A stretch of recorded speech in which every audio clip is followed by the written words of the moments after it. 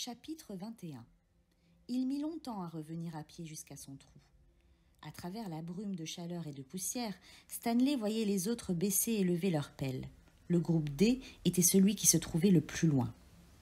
Il se rendit compte qu'une fois de plus, il devrait creuser longtemps après que tout le monde aurait fini. Mais il espérait avoir terminé avant que Mister Monsieur reprenne conscience. Il n'avait pas du tout envie de se retrouver tout seul dehors en sa compagnie.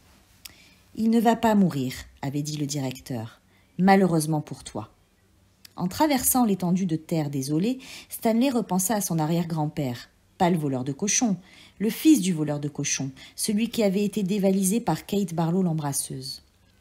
Il se demanda ce qu'il avait dû ressentir après que l'embrasseuse l'eût abandonné en plein désert. Sans doute quelque chose de très semblable à ce que lui-même éprouvait en cet instant. Kate Barlow avait laissé son arrière-grand-père face à un désert brûlant et aride. Le directeur avait laissé Stanley face à Mister Monsieur. Son arrière-grand-père avait réussi à survivre pendant 17 jours avant d'être secouru par 2 chasseurs de serpents à sonnette. Il était devenu fou quand ils le trouvèrent.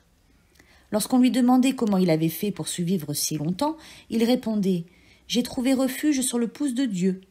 Il avait passé près d'1 mois à l'hôpital et avait fini par épouser une des infirmières. Personne ne savait ce qu'il avait voulu dire par « le pouce de Dieu », même lui ne le savait pas. Stanley entendit un bruit soudain. Il s'immobilisa, un pied encore en l'air. Un serpent à sonnette était lové sous son pied. Sa queue dressée émettait un bruit de crécelle.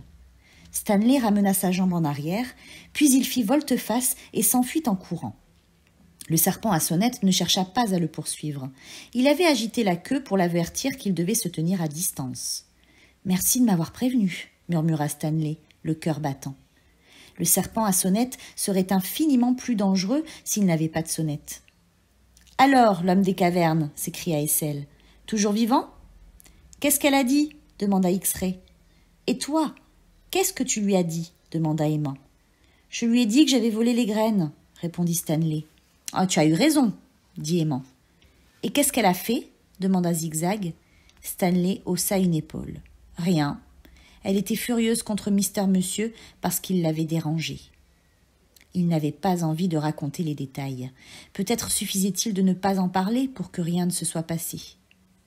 Il s'approcha de son trou et vit à sa grande surprise qu'il était presque terminé. Stupéfait, il le contempla sans comprendre.